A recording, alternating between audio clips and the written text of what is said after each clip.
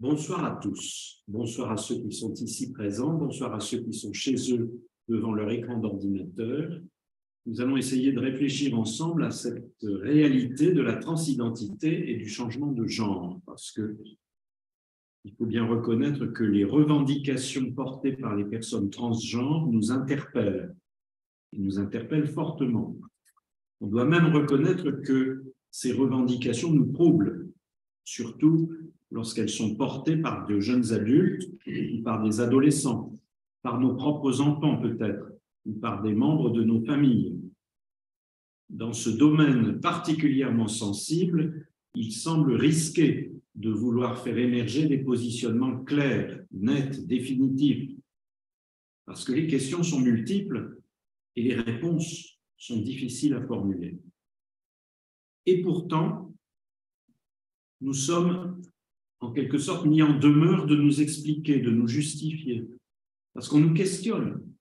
On nous questionne de façon générale. Que pensent les experts? Que dit l'Église à ce sujet? Et on nous questionne aussi sur des situations particulières. Pour un exemple, est-ce qu'une personne transgenre peut recevoir le sacrement du mariage? Question. Ou bien, est-ce qu'une personne transgenre peut être parrain ou marraine d'un baptême? Et puis, si on ouvre la Bible, comment interpréter les récits de la création de l'humanité au livre de la Genèse, au chapitre 1 et au chapitre 2, qui nous présentent une humanité sexuée, clairement sexuée, avec une différence et une complémentarité entre les deux sexes. Comment faire?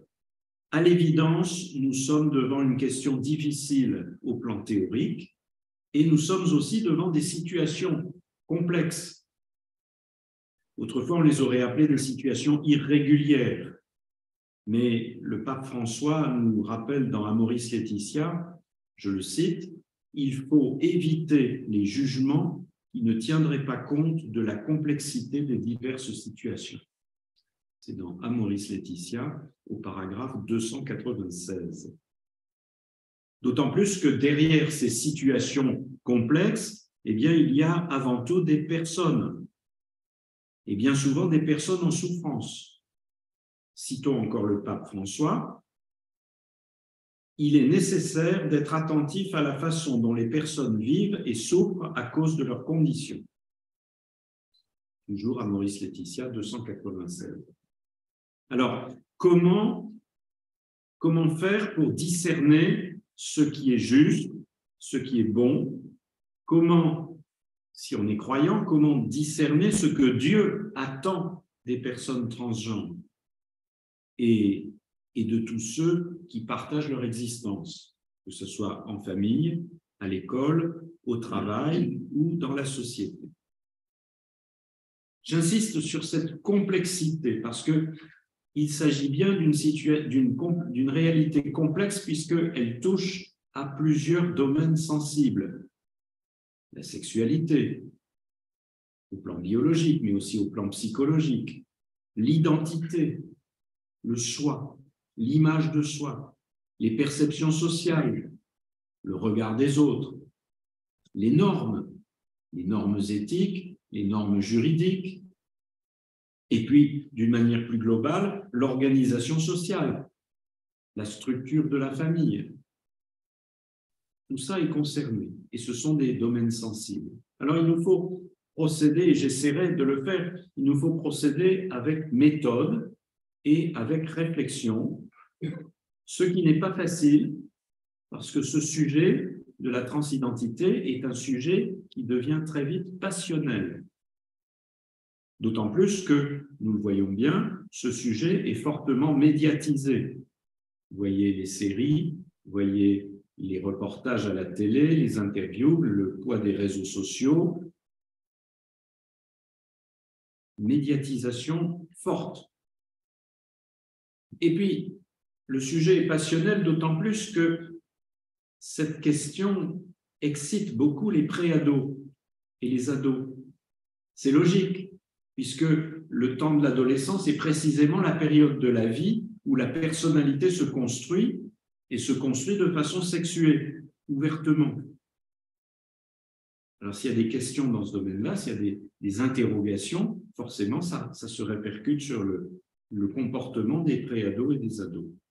Et puis, nous le voyons aussi, et j'essaierai de le montrer, le sujet a tendance à être politisé. Alors, au préalable, avant d'entrer dans le détail des choses, je crois qu'il faut redéfinir quelques termes. Les termes dont on se sert, il faut bien les définir. Quand on parle de sexe, on parle de sexe masculin ou de sexe féminin. Je rappelle que sexe est un mot qui vient du latin secus, qui signifie séparer. Le sexe sépare l'humanité en masculin et féminin. Mais on pourrait aussi employer le terme de genre. Est-ce que c'est exactement la même chose, le genre et le sexe?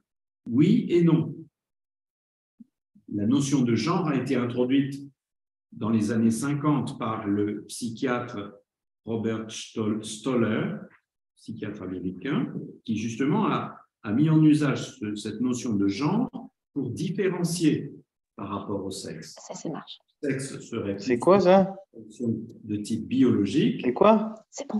Mais c'est sur quoi ton Le sexe serait plutôt une distinction de type biologique, tandis que le genre serait une distinction de type plus culturel. On va essayer d'approfondir ça. Et puis, on emploie parfois aussi le mot de identité. Ça, c'est la question que tout le monde se pose. Qui suis-je? Quelle est mon identité? Que l'on peut distinguer de l'ipséité. L'ipséité, mot un peu savant, qui veut dire le rapport à soi-même. Quel est le rapport que j'entretiens avec moi-même? Donc, quand on parle de changement, on parle de quoi? Changement de sexe, changement de genre, changement d'identité? Il va falloir s'expliquer là-dessus. Vous avez sans doute déjà entendu parler des personnes trans et des personnes cis. Transgenre ou cisgenre. Quelle est la différence? Alors, c'est facile. Pensez à une région du globe qui s'appelle la Cisjordanie, par différence avec la Transjordanie. La Cisjordanie, c'est ce qui est de ce côté-ci du fleuve Jourdain. La Transjordanie, c'est ce qui se trouve au-delà du fleuve Jourdain.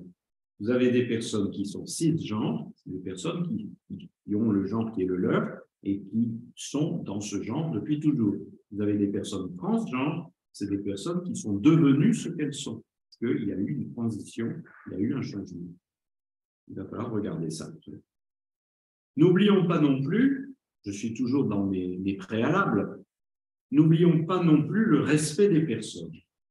Parce qu'il s'agit bien de personnes humaines, qui ont une dignité absolue qu'on ne peut pas leur contester, même si leur comportement nous choque, même si leurs actions nous choquent, ces personnes ont une dignité absolue. Il n'est pas question de contester et de remettre en cause.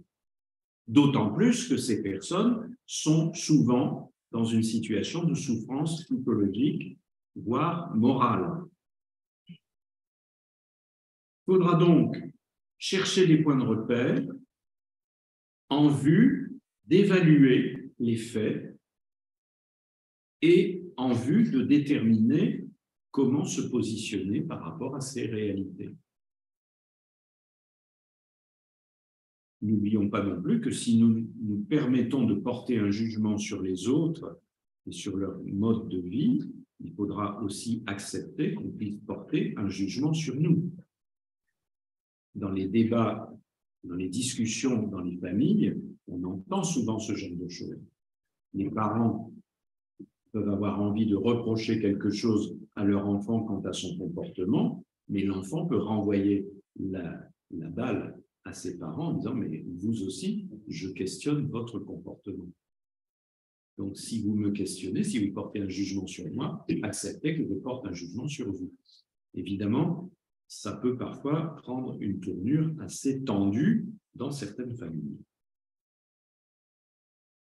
Premier point que je voudrais traiter, essayons de situer le problème. De quoi s'agit-il exactement? D'abord, un rappel. Qu'est-ce que c'est que le sexe?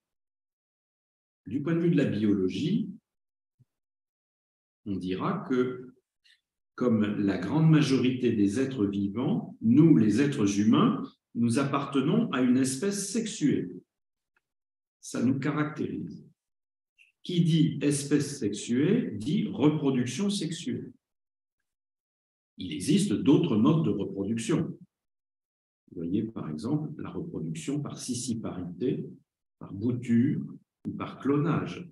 Ils sont des modes de reproduction non sexués. Mais nous, espèces humaines, nous sommes caractérisés, comme bon nombre d'animaux et de végétaux, par la reproduction sexuée. La rencontre des gamètes, masculins et féminins, spermatozoïdes, l'ovule, est à la base de la reproduction sexuée. Notons tout de suite, et j'attire votre attention là-dessus, qu'en ce moment même, dans l'époque qui est la nôtre, l'espèce humaine, notre espèce, semble être sur le point de commencer à s'affranchir de la reproduction sexuelle. Vous voyez ce qui se passe dans le domaine de la génétique, des manipulations génétiques. Vous voyez comment, par exemple, on entreprend de fabriquer des gamètes à partir de cellules reprogrammées. Ce qui serait une manière de commencer à s'affranchir de la reproduction sexuelle. S'agissant du sexe, disons tout de suite que nous avons plusieurs sexes.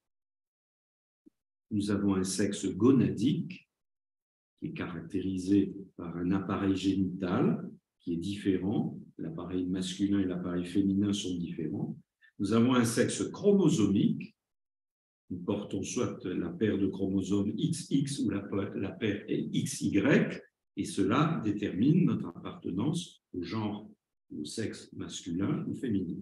Et puis nous avons enfin le sexe hormonal. Sécrétion de la testostérone ou la sécrétion des estrogènes déclenche une évolution en direction de la masculinité ou de la féminité. Ajoutons à ça les caractères sexuels secondaires, ossature, pilosité, développement mammaire, etc. Je laisse de côté la blague du poids du cerveau. À une époque, on a prétendu que les femmes avaient un cerveau plus léger que les hommes. Ça, c'est une vaste blague. En revanche, ce qui est sérieux, c'est, par exemple, la répartition des masses graisseuses. Il ne se fait pas de la même manière dans le corps masculin et dans le corps féminin. Donc, il y a bien des différences entre le sexe masculin et le sexe féminin. Mais ces différences peuvent être gonadiques, chromosomiques, hormonales.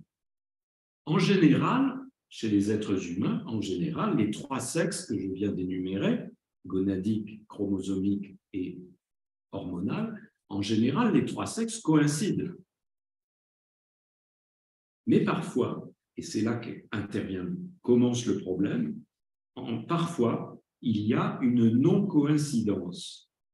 Il y a ce qu'on appelle un état intersexe. Un être humain qui présente un certain nombre de caractères sexuels qui font que son identité sexuelle est comme brouillée, elle est incertaine. Dans la mythologie grecque, il y a un personnage, c'est le personnage de Hermaphrodite, fils de Hermès et de Aphrodite, Vénus, si vous préférez. Hermès, c'est Mercure. Hermaphrodite, qui est un être qui présente les caractéristiques des deux sexes, masculin et féminin. Mais c'est une situation qui est considérée comme marginale. Donc, en général, il y a une coïncidence des différents sexes, mais parfois, ça ne coïncide pas bien. Alors, qu'est-ce qui se passe à ce moment-là? Eh bien, on peut imaginer une intervention humaine, une intervention médicale pour corriger le corps de manière à aider la nature à affirmer plus nettement la masculinité du sujet ou la féminité du sujet. On parle, dans ce cas, d'assignation de sexe ou d'assignation de genre. Et ça se fait à la naissance ou dans les jours qui suivent la naissance. C'est ici qu'arrivent les problèmes. Parce qu'à la puberté, le développement du sexe hormonal parfois, va se trouver en contradiction avec le sexe gonadique, avec les organes, va se trouver en contradiction avec l'assignation faite à la naissance. Donc, je résume la situation. Un bébé vient au monde, il présente une situation d'état intersexe, difficulté à déterminer si c'est un garçon ou une fille, il y a des caractéristiques des deux, intervention chirurgicale pour corriger le corps, de manière à le mettre en conformité avec ce que l'on pense être le sexe de cet enfant, et puis au moment de la puberté, quelques années plus tard, eh bien, il se trouve que le développement hormonal ne correspond pas à l'assignation qui a été faite peu après la naissance. Et là, on se retrouve avec une personne qui ne sait plus très bien qui elle est. Il y a une discordance qui est ressentie douloureusement dans la plupart des cas. C'est d'autant plus douloureux que le regard des autres, le regard des parents notamment, mais aussi le regard de la société, va se trouver en désaccord avec ce que dit le corps. Le corps humain dit une chose, mais le regard des parents ou de la société dit autre chose. Cette discordance, génératrice de malaise, de souffrance, va s'exprimer dans des formules du genre « je suis un homme enfermé dans un corps de femme » ou bien l'inverse, « je suis une femme enfermée dans un corps d'homme ». On entendra des réflexions du genre « je suis une erreur de la nature »,« je ne suis pas comme les autres »,« je ne suis pas comme les autres garçons »,« je ne suis pas comme les autres filles », etc., etc.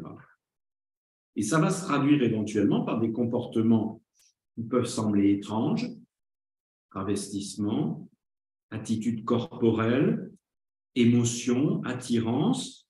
Il est clair que dans ces cas-là, les parents et l'entourage sont désemparés. On ne sait plus quoi faire. Également, l'identité administrative, la carte d'identité, devient fausse. La personne ne se reconnaît pas ou ne se reconnaît pas pleinement dans son identité administrative, dans l'état civil. Parfois, les choses se situent très nettement au plan psychologique. Ici, il s'agit de l'identité sexuelle ressentie par la personne. Ce n'est pas le témoignage du corps, le témoignage du développement hormonal. Cette fois-ci, c'est la psychologie de la personne. La personne ne se sent pas être ce que l'on pense qu'elle est. La personne ne se sent pas être en conformité avec ce que ses parents, son entourage lui disent. C'est un ressenti. Alors pourquoi? Pourquoi une personne ne parvient-elle pas, dans certaines situations, à assumer paisiblement son identité sexuelle telle que le corps la montre? Dans ce cas-là, on parlera, et c'est le terme technique qui est employé par le corps médical, on parlera de dysphorie de genre. Dysphorie avec un Y, comme dans toutes les dyspraxies, dyslexie, etc. Dysphorie de genre, c'est-à-dire je n'arrive pas à porter le genre qui semble être le mien, au moins au plan corporel. Il y a une discordance entre ce que je ressens psychologiquement et ce que mon corps semble être. Comment faire? Dysphorie de genre. Alors, attention ici, la dysphorie de genre, ce n'est pas à proprement parler une maladie. Ça ne s'attrape pas. Ça n'est pas contagieux. Ce n'est pas tout à fait une maladie. C'est plutôt un dysfonctionnement. J'aime bien employer le mot discordance, qui survient pendant le processus de constitution de la personne. Discordance. Et là, il faut bien reconnaître que nous sommes devant une zone obscure du développement humain. Comment devenons-nous ce que nous sommes?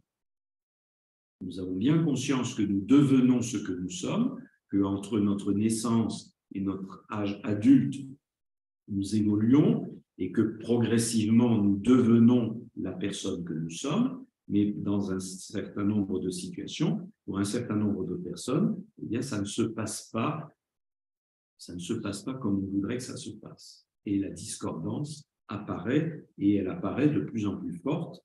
Alors, certains vont dire, là, ce sont des hypothèses, parce qu'actuellement, on n'y voit pas clair du tout, on ne sait pas pourquoi ce genre de dysphorie survient, pourquoi cette discordance survient, pourquoi il y a cette évolution problématique, ce processus, le problème dans le processus de constitution de la personne, on ne sait pas. Certains disent ça se joue au niveau embryonnaire, peut-être. D'autres imaginent d'autres explications. Les données qui sont transmises par la World Professional Association for Transgender Health, l'association mondiale des professionnels pour la santé transgenre, on insiste sur le difficile passage de l'identité à l'expression de genre. L'identité, c'est le ressenti intime, ce que je ressens au plus profond de moi-même, j'en prends conscience petit à petit, mais ça ne va pas s'exprimer de manière toujours aussi facile qu'on le souhaiterait. Il peut y avoir là un passage difficile entre les deux. La même association internationale donne quelques éléments chiffrés que je vous livre avec précaution. Il semblerait que 25% des adolescents s'interrogent, à un moment ou à un autre de leur adolescence, s'interrogent sur leur identité de genre. 25%, c'est pas rien. Mais s'interroger, c'est pas changer de genre. C'est simplement à un moment où on se pose des questions. Qui suis-je? Mais d'une certaine manière, c'est peut-être normal de se poser des questions du genre qui suis-je? Qui ne s'est jamais posé cette question-là? Ce qui nous semble évident peut, à un moment donné, nous surprendre. Suis-je vraiment la personne que je pense être? Alors, quelques-uns de ces adolescents sont effectivement en souffrance parce qu'il n'y a pas de congruence entre ce que l'on ressent et ce qui est perçu socialement. Ajoutons à ça que les adolescents sont particulièrement vulnérables parce que c'est précisément une période de la vie où l'identité se cherche. On voit bien un certain nombre d'adolescents à propos desquels on va dire « Ah, il se cherche, elle se cherche ». Mais oui, ça fait partie du processus. Mais cette période est une période de grande vulnérabilité. On sait bien qu'il y a des suicides d'adolescents, il y a des comportements extrêmes, il y a des attitudes de rupture qui sont probablement liées à cette grande vulnérabilité, en même temps qu'à cette souffrance générée par un questionnement sur l'identité personnelle.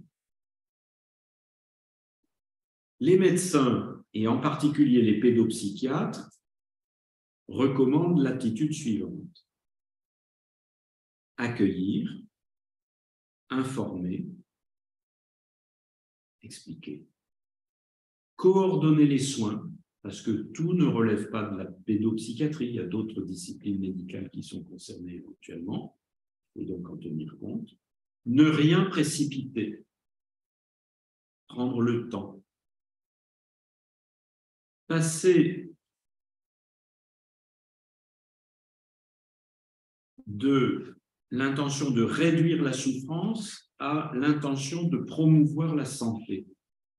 On va essayer de mettre les pédopsychiatres ont tendance à mettre en avant la santé. On envisagera éventuellement des traitements réversibles, de préférence aux traitements irréversibles. Et puis, on va, dans le traitement réversible, par exemple, les substances, les bloqueurs de puberté. On peut administrer vers 11-12 ans, qui ont pour effet, comme leur nom l'indique, de bloquer la puberté, et c'est réversible. C'est-à-dire, si on arrête ce traitement, la puberté reprend son développement. Les traitements hormonaux, à partir de 15 ans et plus, disent les médecins, pas avant, là, c'est encore un peu réversible, mais moins. C'est-à-dire qu'une fois que le traitement hormonal atteint un certain dosage, on ne peut plus revenir en arrière. Et la chirurgie ne sera envisagée qu'à la majorité, à 18 ans. Donc ça, c'est la position du corps médical. On prend son temps, on ne précipite rien, on essaye d'expliquer, on essaye que la personne se sente accueillie avec sa souffrance, mais on ne va pas se crisper sur la souffrance. Il y a plus important, c'est promouvoir la santé. Maintenant, ça suppose d'avoir une définition de qu'est-ce que c'est que la bonne santé. Alors, je reviendrai tout à l'heure sur la législation actuelle et sur les consignes administratives, notamment, je fais allusion à la circulaire du ministre de l'Éducation nationale en date du 29 septembre 2021, qui donne un certain nombre de directives pour les établissements scolaires qui sont confrontés, pour les chefs d'établissement notamment et les enseignants, qui sont confrontés à un certain nombre de revendications transgenres. Vous pourriez me demander des statistiques, je vous répondrai qu'il n'y en a pas à l'heure actuelle, il n'y a pas de chiffres précis, il n'y a pas de données incontestables. On va trouver toutes sortes de chiffrages, toutes sortes de données, mais actuellement, il n'y a pas d'études vraiment fiables pour dire combien y a-t-il de personnes transgenres dans la société. On peut avoir l'impression qu'il y en a beaucoup. Certaines personnes disent « beaucoup, regardez, il suffit d'ouvrir la télé, il n'y a que ça, on ne parle que de ça ». Ce n'est pas parce qu'on parle beaucoup d'une réalité qu'elle est forcément nombreuse. Il peut y avoir un effet de visibilité qui effectivement est grand, parce que ce sont des réalités dont on parle aujourd'hui alors qu'on n'en parlait pas il y a 30 ans, ou très peu. Donc là, il y a une visibilité accrue, mais est-ce que ça correspond à une augmentation du nombre de personnes concernées? Je n'en suis pas sûr. Alors, pour avancer un peu dans la réflexion, puis après je vais vous laisser la parole parce que c'est intéressant, ça va être de débattre. Essayons de prendre un petit peu de recul pour analyser la situation, les situations, pour employer un mot que les théologiens, les catholiques aiment bien, pour discerner les enjeux. De quoi s'agit-il vraiment? Qu'est-ce qui est en jeu là-dedans? Il faut revenir à la question de l'identité. La question « qui suis-je » Je l'ai dit, les personnes transgenres sont confrontées à une discordance plus ou moins forte dans leur identité. Et on constate qu'il leur est difficile de répondre à la question « qui suis-je » Les façons habituelles de s'identifier sont comme troublées. Ici, je crois que nous avons intérêt à distinguer deux approches de l'identité, une approche objective et une approche subjective. Objectivement, je suis ce que montre mon corps. Je suis ce que montre ma réalité biologique. Les organes, les chromosomes, les processus endocriniens, etc. Ça, c'est une approche matérielle, physiologique, objective, ou qui, du moins, se pense comme objective. Compliquons les choses. Je suis ce que les autres perçoivent de moi. Je suis ce que la société dit que je suis. Par exemple, en enregistrant mon identité selon un état civil sexué. Sur la carte d'identité, il y a M ou F, masculin ou féminin. Sexe masculin, sexe féminin. Dans d'autres pays, comme l'Allemagne par exemple, on a vu apparaître récemment une troisième catégorie, sexe neutre. Précisément pour faire droit à la situation des enfants qui viennent au monde avec un état intersexué ou avec une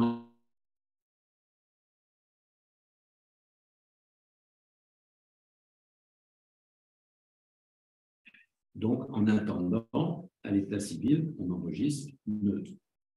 Les Allemands, la législation allemande permet cela, la législation française ne le permet pas. En France, tout enfant doit être déclaré sexe masculin ou sexe féminin.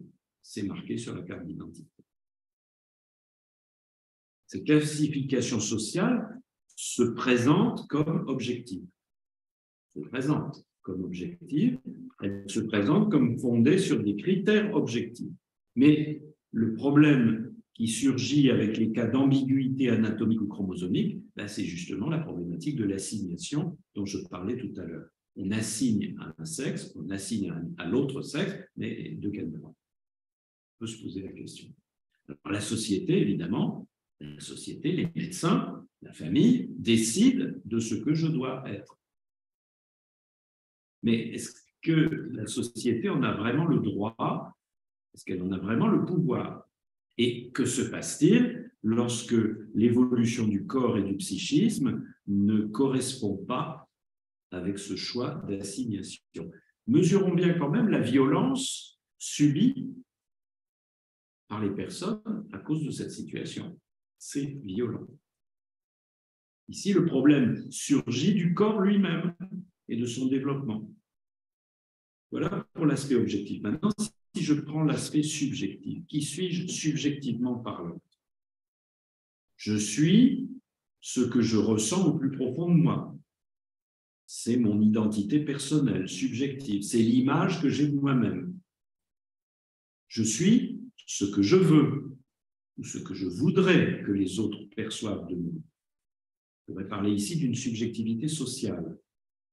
Je fais en sorte que les autres, la société, m'identifient comme celui que je me sens être profondément.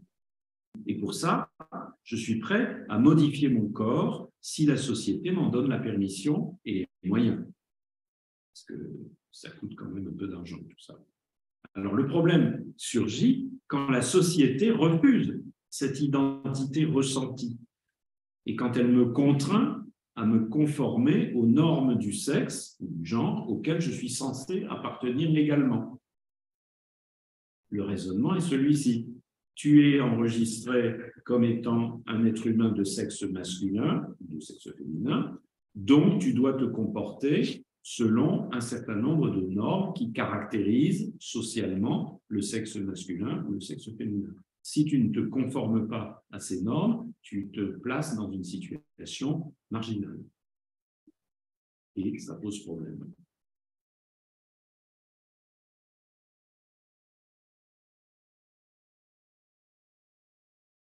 Qui doit avoir le dernier mot? Moi ou la société? Et est-ce qu'une transaction est possible entre moi et la société? Ici, le problème surgit de la discordance plus ou moins forte entre l'apparence corporelle objective, reçue, accréditée socialement, et le ressenti intérieur de la personne. C'est pour ça qu'on parle de dysphorie de genre. Et qu'on analyse cette dysphorie de genre comme un trouble psychique. Mais quand on dit trouble psychique, ça reste vague. Car ça revient à penser que c'est l'identité objective qui doit avoir le dernier mot. Mais vous sentez bien que cette approche est fortement discutée actuellement et qu'elle est peut-être même discutable. Pourquoi est-ce que ça ne serait pas moi qui aurais le dernier mot? Alors, on se retrouve à devoir choisir entre la conciliation et l'affrontement. On aimerait sans doute que les deux points de vue, le point de vue objectif et le point de vue subjectif, puissent se concilier dans l'unité de la personne. Mais comment faire? Alors, on pourrait partir du fait que je suis un être en devenir. Mon identité n'est pas figée. En fait,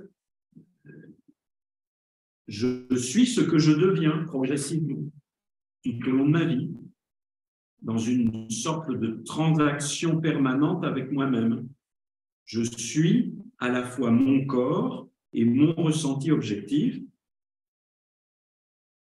transaction avec moi-même, et transaction avec la société dont je fais partie. Je suis moi, mais avec ce que la société peut accepter de mon apparence. Supposons que je me sente au plus profond de moi-même de sexe féminin et que je désire pour bien vivre ma situation, mon ressenti, m'habiller en conformité avec ce que je ressens plus profond de moi-même, est-ce que la société dans laquelle je vis va l'accepter? Elle ne va pas trouver ça trop subversif, trop étrange, marginal. C'est très curieux. Actuellement, dans la société qui est la nôtre, une fille, une femme qui s'habille avec des vêtements masculins, ça passe. Un homme qui s'habille avec des vêtements féminins, ça passe pas. Essayez dans la rue, vous verrez tout de suite les réactions. Pourquoi? Pourquoi est-ce que certaines transactions sont possibles et pas d'autres? On pourra en reparler si vous le souhaitez. En tout cas, en pratique, on constate que la conciliation est difficile. Elle est difficile parce que la perspective d'une identité évoluant sans cesse, c'est un peu gênant parce que ça empêche de classer les personnes. Ça empêche de les identifier comme faisant partie d'une catégorie déterminée. Le sexe, la classe sociale, etc. Et ça perturbe l'organisation sociale, ça perturbe le vivre ensemble. Ben oui, parce que pour vivre ensemble, on a quand même un peu besoin de savoir qui est qui.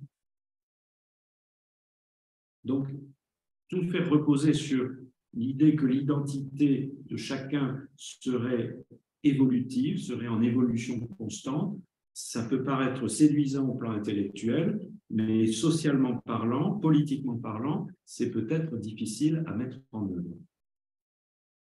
Ça risquerait de perturber l'organisation sociale. On peut dire que la revendication transidentitaire provoque une tension forte dans la société. En pratique, cette tension est vécue comme un affrontement permanent entre les revendications de la personne et les exigences de la société dont elle fait partie, à commencer par la famille et l'école. Alors, il y a des situations conflictuelles, blessantes, parfois violentes, toujours pénibles, voire traumatisantes, et cet affrontement laisse des traces psychiques. Deux stratégies sont possibles. Première stratégie. Puisque c'est la société qui accrédite les identités, France, le changement de sexe demande une décision juridique pour être officialisé à l'état civil, et puisque le ressenti subjectif est censé se plier à l'objectivité corporelle, un certain nombre de personnes qui vivent cette discordance vont élaborer une stratégie qu'on pourrait qualifier de mise en conformité avec les stéréotypes du genre revendiqué. Clair, ça veut dire, si je suis un homme, mais que je me sens profondément femme et que je désire devenir femme, en ce genre, je vais dès maintenant, avant même toute reconnaissance sociale, je vais dès maintenant prendre les aptitudes qui correspondent au genre que je pense être profondément. Stratégie de mise en conformité avec les stéréotypes du genre revendiqué. Ça passera par le travestissement, les attitudes, le comportement social, éventuellement des modifications hormonales, des modifications corporelles plus ou moins radicales par la chirurgie. C'est beaucoup d'efforts, c'est beaucoup de souffrance en vue d'obtenir la décision officielle, le jugement qui officialisera mon changement de sexe. Beaucoup d'efforts. Le raisonnement sous-jacent, c'est vous voyez bien que je n'ai pas été classé dans le bon sexe, il y a eu une erreur à l'état civil, veuillez s'il vous plaît le rectifier. Et prenez en compte tous les efforts que je fais pour ressembler le plus possible au sexe que je voudrais devenir légalement. Ça, c'est la première stratégie. Je l'appelle stratégie de mise en conformité. Mais il y a une deuxième stratégie qui consiste à dire que puisque ce sont les identités de genre qui créent le problème, qui créent la discordance, et que ces identités de genre sont basées sur un principe de binarité des sexes, ou bien masculin ou bien féminin, eh bien le plus simple, c'est de s'affranchir de ce schéma binaire. Il faut, dans cette seconde stratégie, il faut relativiser au maximum les appartenances de sexe ou de genre. On veut pouvoir dire « je suis qui je suis » et je ne veux surtout pas qu'on m'enferme dans une catégorie sexuée. Je revendique le droit de choisir mon identité de sexe ou de genre et éventuellement de pouvoir en changer selon les circonstances. Vous avez reconnu ici les revendications des personnes qui se disent non-binaires. On entend parfois ça. Les gens qui disent « moi je suis non-binaire ». C'est ça que ça veut dire. On parle aussi de personnes à-genre, le A privatif. Donc, ce sont des personnes qui disent qu'il faut se libérer de ce carcan de la division en deux sexes, cette division binaire. C'est le meilleur moyen pour résoudre le problème, c'est de supprimer la binarité. Revendication qui, évidemment, peut prendre une tournure politique. On va dénoncer férocement la distinction binaire entre masculin et féminin en disant que, en fait, cette distinction binaire, elle a pour but réel de maintenir la domination masculine, la domination patriarcale. Elle a pour but d'inférioriser les femmes. Donc, cette revendication de non-binarité est sous-tendue par une revendication politique qui est une dénonciation du patriarcat et de l'oppression subie par les femmes. À partir de là, on peut essayer de discerner. Discerner, c'est évaluer les deux stratégies que je viens de décrire. Comment les évaluer? La stratégie de la mise en conformité, est-ce qu'elle pourrait s'apparenter à une démarche bien connue? Vous savez, la démarche de la chirurgie esthétique. Je n'aime pas mon nez, je n'aime pas mes oreilles, je n'aime pas ma poitrine. Je me fais opérer, chirurgie esthétique, pour que, enfin, je puisse avoir un corps qui me convienne, qui me plaise. Bon, on peut en sourire, mais c'est tout à fait légal. Et la société ne trouve rien à redire au fait qu'un certain nombre de personnes se font refaire le nez, refaire les oreilles, changer la couleur des yeux. Beaucoup de choses sont possibles dans le domaine de la chirurgie esthétique. Mon apparence corporelle ne me plaît pas, elle ne me convient pas, j'en suis profondément malheureux. Alors, pour soulager cette souffrance, pourquoi ne pas demander aux spécialistes de remodeler mon corps pour qu'il corresponde à mes désirs, qu'il corresponde à mon ressenti? Est-ce que c'est condamnable? Est-ce que c'est irrecevable? Au nom du droit au bonheur pour chacun, ça paraît difficile de refuser ça. Donc, vous voyez où je veux en venir, l'argument de la chirurgie esthétique permettrait de justifier la modification corporelle pour qu'un corps plutôt masculin finisse par ressembler à un corps féminin ou inversement, parce que c'est ce que ressent la personne au plus profond d'elle-même. Cette stratégie de mise en conformité du corps procède d'une revendication que l'on peut qualifier de hédoniste. C'est la recherche du bonheur comme condition d'une vie réussie.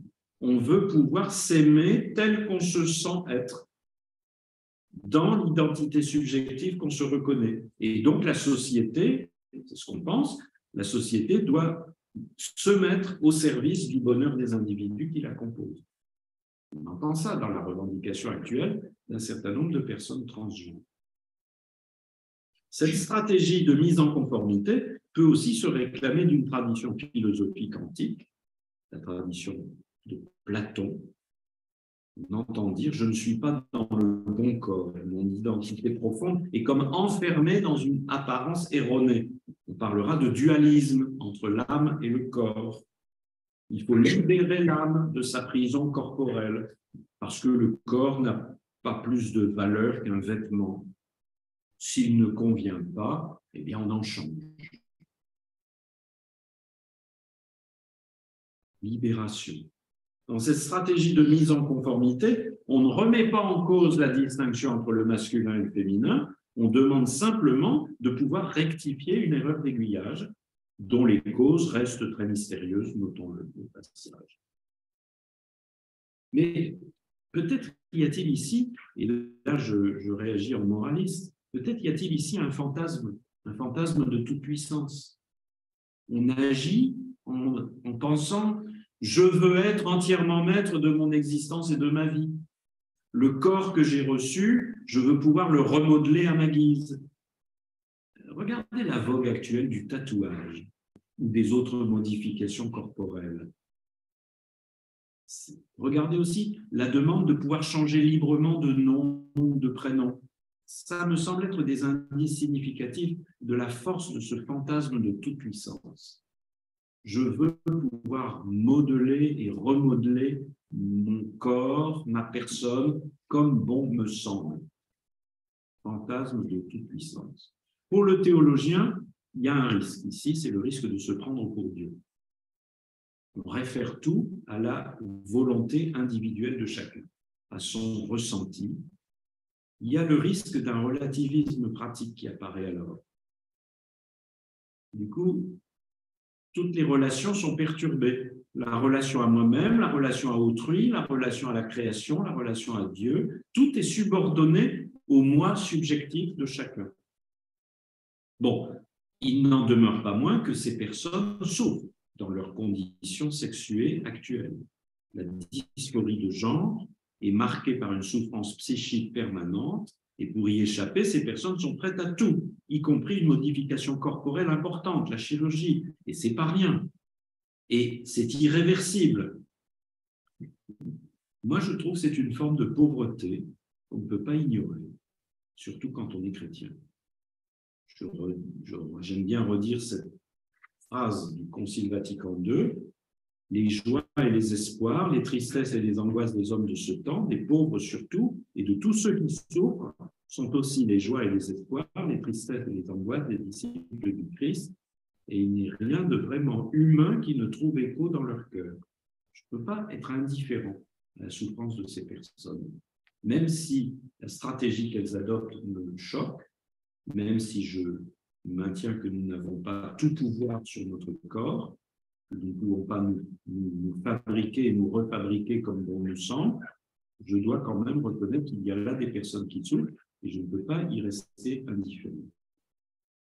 Si je regarde maintenant, pour faire ce discernement du côté de la stratégie non binaire, c'est autre chose. Ici, il n'est plus question de remodeler l'identité corporelle pour la mettre en conformité avec ce qu'on ressent intimement. On développe une critique radicale de la distinction des sexes et des genres. Ce qui est mis en cause, c'est le côté essentialiste des définitions du masculin et du féminin. On affirme qu'il n'y a pas d'éternel féminin, pas plus que d'éternel masculin. Il n'y a pas non plus de nature humaine, où la division sexuée serait la norme. On retrouve ici l'argument de la loi naturelle. L'espèce humaine est une espèce sexuée. On récuse ça. En réalité, il n'existerait que des rapports de force, des jeux de domination et de pouvoir. Cette revendication, initialement portée par les mouvements féministes les plus radicaux, je crois qu'elle s'inspire du schéma marxiste de la lutte des classes. Comme dit Monique Wittig, qui est une philosophe et activiste féministe, c'est l'oppression qui crée le sexe et non l'inverse, dit-elle. On ira même jusqu'à parler de classe de sexe, comme on parle de classe sociale. Il faudrait donc, dans cette perspective non binaire, stratégie non binaire, il faudrait donc se libérer de toutes les dominations portées par les points de vue genrés. Alors évidemment, on récusera les points de vue théologiques qui réfèrent la distinction des sexes à un projet de Dieu, Dieu créateur. Si je lis le livre de la Genèse, dans son chapitre 1, et que je vois Dieu dit « Faisons l'homme à notre image et à notre ressemblance, hommes et femmes, il les créa », on peut en conclure que la distinction de l'humanité en deux sexes, un sexe masculin et un sexe féminin, c'est le résultat de la volonté du Dieu créateur. Donc, évidemment, pas question d'y toucher. Concrètement, cette analyse débouche sur le rejet des classifications binaires de genre ou de sexe. Les personnes qui se déclarent non binaires refusent de se laisser enfermer dans une identité genrée ou sexuée. Leur apparence corporelle est volontairement ambiguë, floue, mélangeant les codes vestimentaires ou autres. Seul compte la volonté d'être ce qu'on veut être à un moment donné. Il faut pouvoir rester constamment libre d'adopter l'apparence qu'on désire, mais sans s'y enfermer. Alors que la stratégie de la mise en conformité cherche à stabiliser une identité, ou bien masculine ou bien féminine, y compris par transition, ici, on cherche plutôt à s'installer dans une instabilité d'identité. La conséquence théorique pourrait être de considérer qu'il existe non pas deux sexes ou genres, mais qu'il existe autant de sexes ou de genres que d'individus ou de moments dans la vie des individus. Chaque existence est alors individualisée et absolutisée. Ce qui compte, en définitive, c'est moi maintenant. On retrouve ici le fantasme de toute-puissance que j'ai déjà évoqué. C'est la toute-puissance de l'individu qui prend conscience des rapports de domination et de soumission dans lesquels il est pris malgré lui et qui, du coup, cherche à s'en affranchir, concourant ainsi à libérer la classe de sexe dans laquelle il se trouve et où la société voudrait l'enfermer. En niant la binarité des sexes, ces personnes ont le sentiment de contribuer à une libération de l'humanité. Ce fantasme de toute-puissance est absolument fascinant. Plutôt que de se plier à des injonctions sociales ou biologiques, on peut croire qu'il est possible de se construire soi-même entièrement, y compris dans son identité sexuelle. Je comprends que cette perspective puisse exercer un grand attrait sur les personnes, sur les personnalités en train de se construire, notamment les préadolescents, les adolescents ou les jeunes adultes. Quand on est dans cette phase de construction de soi-même, de développement de sa personnalité, c'est fascinant d'imaginer qu'on pourrait maîtriser entièrement ce processus et devenir ce que l'on a envie d'être. C'est très séduisant. D'autant plus que s'ajoute à cela un puissant parfum de transgression. Transgression par rapport aux religions, transgression par rapport à la morale traditionnelle, transgression par rapport aux codes de la société, pas seulement les codes vestimentaires, parfum de transgression, et même le mythe d'une révolution libertaire. Parvenu à ce point, il me reste à dire rapidement quelle attitude pouvons-nous adopter. Du point de vue du droit et des États, du point de vue de la politique, actuellement, en France, la position est ambiguë puisque la loi n'officialise le changement de genre ou de sexe qu'à partir de la majorité, mais la circulaire de l'éducation nationale recommande quand même de tenir compte des souhaits de changement de genre chez les élèves à partir de 13, 14 ans. Donc, si un élève arrive à l'école en disant « voilà, je ne suis plus ce que vous pensiez que j'étais, j'appartiens à l'autre sexe », eh bien, la circulaire de l'éducation nationale recommande de ne pas s'opposer et de faciliter les choses, d'être conciliant. Donc, si l'enfant veut qu'on l'appelle lui ou elle, et on l'appellera lui ou elle selon son désir. S'il veut changer de prénom, il change de prénom. Donc, l'éducation nationale est très tolérante là-dessus. La loi, elle, est un petit peu plus stricte puisqu'il faut la majorité et une décision de justice. Mais vous savez que les lois, ça peut évoluer. Du côté des familles, on constate, c'est un grand désarroi, je l'ai déjà dit. Qu'est-ce qu'on peut faire? Je crois que la première chose, c'est de se dire, s'agissant des enfants ou des grands-enfants, c'est de se dire, ces enfants sont nos enfants. Que ça nous plaise ou non, que leur comportement nous plaise ou non, ce sont nos enfants. Donc, essayons non pas de tout accepter, de se résigner à tout, mais essayons d'être accueillants.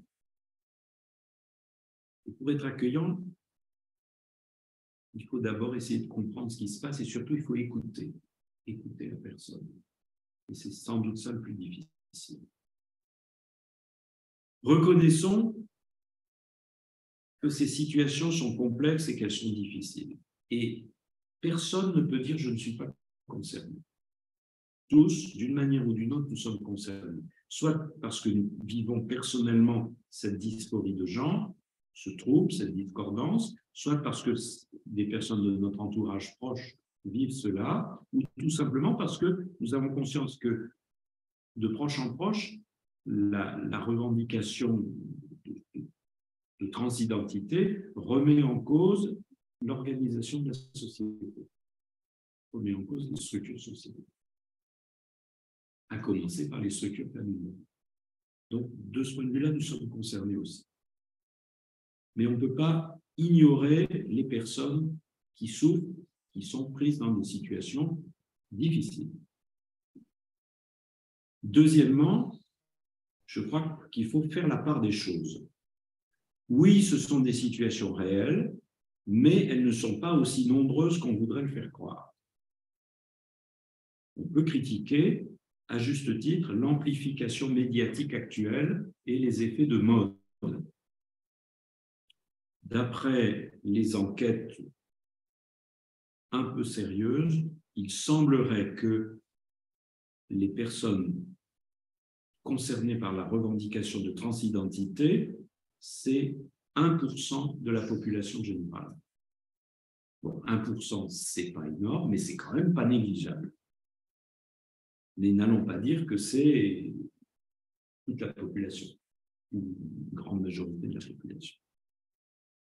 Troisième attitude à adopter, encourager la recherche scientifique sur les causes et les modalités de ces situations de dysphorie de genre. Et là, il faut convoquer la psychologie, mais aussi l'anthropologie, la sociologie, les autres sciences humaines qui doivent participer à cette recherche au même titre que la médecine, la biologie ou la neurologie. Ce n'est pas qu'un problème médical. C'est beaucoup plus complexe que ça. Quatrième suggestion, accueillir les personnes concernées avec respect, compassion et délicatesse. Écouter ce qu'elles disent sans préjugés. C'est le plus difficile. Encore une fois, écouter sans préjugés, ça ne veut pas dire tout approuver, tout accepter, mais d'abord écouter. Dans une perspective de gradualité, ça dira quelque chose aux familiers de la théologie morale catholique. Dans une perspective de gradualité, on peut envisager d'aider les personnes transgenres à discerner quelle est la volonté de Dieu pour chacun. Parce qu'au fond, l'évangile, ça se ramène à ça. Chercher à faire la volonté de Dieu. Cherchez le royaume de Dieu et sa justice. Le reste vous sera donné par surcroît. Donc là, il y a sans doute une aide à apporter. Mais pour ça, il faut vivre au rythme des gens pour avancer à leur rythme. Il ne faut pas les faire avancer plus vite. Il faut les aider à avancer sur le chemin qui est le leur, sur le chemin où le Christ les appelle. Donc, la théologie se trouve interpellée, l'exégèse biblique est concernée, il va falloir reprendre toute la Bible et réexaminer un certain nombre de textes fondateurs. J'ai mentionné le livre de la Genèse, mais il y a d'autres passages du Nouveau Testament, notamment, qui mériteraient d'être réexaminés de près. La question sous-jacente, c'est la division de l'espèce humaine en deux sexes différents et complémentaires. Est-elle directement liée au dessein créateur de Dieu, au point qu'il faudrait la considérer comme sacrée, donc intouchable? Je pose la question. Je ne réponds pas pour le moment. Je crois qu'on a l'avantage à réfléchir, ça c'est sûr, mais aussi à prier si on est croyant. Et les personnes transgenres elles-mêmes sont invitées à réfléchir et à prier pour discerner ce qui est possible dans leur situation, avec la certitude que l'Esprit Saint peut nous inspirer les bonnes décisions. Et puis, par-dessus tout, ne pas oublier le commandement de la charité, c'est-à-dire le commandement de l'amour. Aimez-vous les uns les autres. Voilà, je m'arrête là. Place au débat.